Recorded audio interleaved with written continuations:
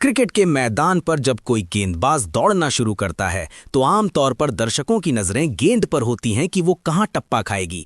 लेकिन जब मयंक यादव गेंदबाजी के लिए अपना रन अप लेते हैं तो सबकी नजरें साइड में लगे उस स्पीडोमीटर पर टिक जाती हैं जो पलक झपकते ही 145, 150 और फिर 156.7 किलोमीटर प्रति घंटे का आंकड़ा छूने लगता है। दोस्तों, T20 वर्ल्ड कप 2026 की गूंज चारों तरफ है। हर कोई ट्रॉफी और रणनीतियों की बात कर रहा है, लेकिन एक नाम ऐसा है जिसकी चर्चा बीसीसीआई के सेलेक्टर्स से लेकर विपक्षी टीमों के ड्रेसिंग रूम तक सबसे ज्यादा हो रही है, और वो नाम है मयंक यादव। ये वो खिलाड़ी है जिसे फिलहाल एक गुप्त हथियार की तरह म्यान में रखा गया है, लेकिन जिसकी एक झलक ही दुनिया के बेहतरीन बल्लेबाजों के पैर कंपाने के लिए काफी है। मयंक यादव आज सिर्फ एक गेंदबाज नहीं बल्कि भारतीय क्रिकेट का एक ऐसा गेम चेंजर इमोशन बन चुके हैं जिसकी कमी हर मैच में खल रही है। मयंक की ये कहानी किसी फिल्मी पटकथा से कम नहीं लगती। दिल्ली की तंग गलियों से निकलकर आईपीएल के जगमगाते मंच तक का सफर उन्होंने किसी रॉकेट की रफ्तार से तय किया है। जब लखनऊ सुपर जायंट्स की ओर से उन्होंने अपना डेब्यू किया था तो शायद ही किसी ने सोचा था कि एक साधारण सा दिखने वाला दुबला पतला लड़का मैदान पर उतरते ही आग उगलना शुरू कर देगा। उनकी सबसे बड़ी खूबी सिर्फ उनकी बेतहाशा रफ्तार नहीं है, क्योंकि रफ्तार तो दुनिया में कई गेंदबाजों के पास रही है, लेकिन मयंक के पास है उस रफ्तार के साथ गजब का नियंत्रण।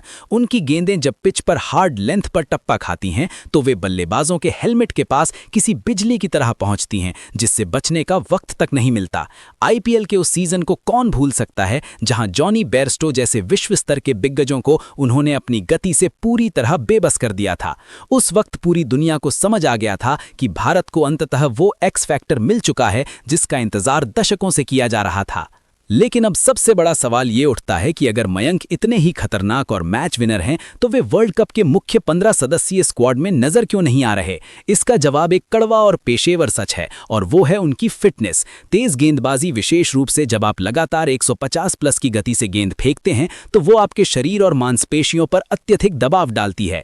मयंक का शरीर फिलहाल उस भारी वर्कलोड को पूरी तरह झेलने के लिए संघर्ष कर रहा है। बीसीसीआई और हेड कोच गौतम गंभीर की जोड़ी इस अनमोल रत्न को लेकर कोई भी जल्दबाजी नहीं करना चाहते। वर्ल्ड कप जैसे बड़े टूर्नामेंट में जहां हर मुकाबला करो या मरो की स्थिति वाला होता है, वहां एक अनफिट गेंदबाज को खिलाना पूरी टीम के संतुलन को बिगाड़ सकता है।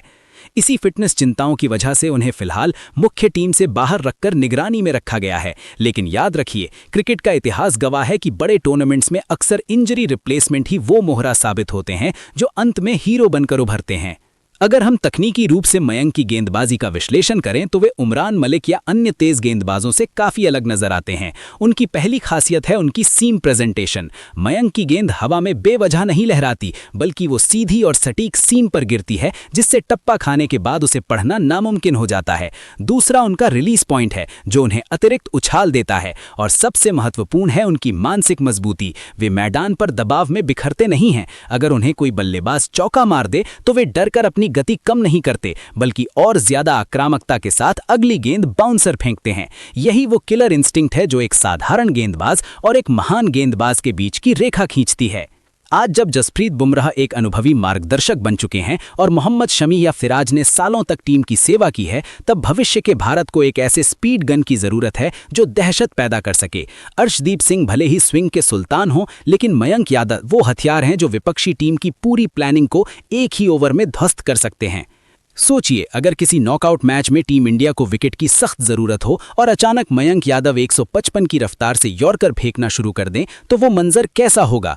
टीम मैनेजमेंट उन्हें एक सीक्रेट वेपन की तरह सहेज कर रखा है। आज सोशल मीडिया के दौर में हर तरफ उनके नाम का शोर है। फैंस उनकी तुलना शोएब अख्तर और ब्रेट ली जैसे दिग्गजों से कर रहे हैं। हालांकि ये तुलना अभी जल्दबाजी हो सकती है, लेकिन इसमें कोई शक नहीं कि मयंक ने वो उम्मीद जगाई है जो सालों पहले जहीर खान या इरफान पठान के आने पर जगी थी।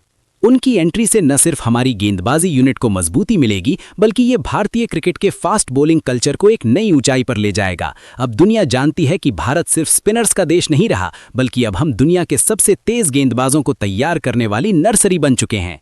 अंत में बात वहीं आकर ठहरती है कि क्या हम वास्तव में मयंक यादव को इस वर्ल्ड कप में नीली जर्सी पहनकर आग उगलते देखेंगे। भले ही आधिकारिक तौर पर वे अभी टीम से बाहर हों, लेकिन उनकी मौजूदगी की परछाई हर विपक्षी टीम के दिमाग पर मंडरा रही है।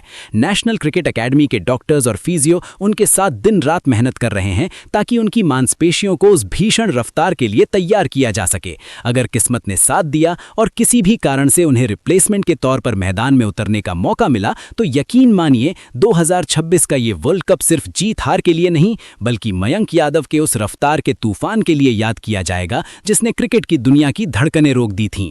अब फैसला वक्त के हाथ में है, लेकिन मयंक यादव ने यह साफ कर दिया है कि वे रुकने के लिए नहीं बल्कि इतिहास रचने के लिए आए हैं। तो दोस्तों, आपको क्या लगता है, क्या मैनेजमेंट को मयंक की फिटनेस पर थोड़ा रिस्क लेकर उन्हें सीधे खिलाना चाहिए था, या उन्हें बचाकर रखना एक समझदारी भरा फैसला है? अपनी राय हमें जरूर बताएं और इस रफ्तार के दीवाने खिलाड़ी के लिए इस वीडियो को शेयर करना ना भूलें।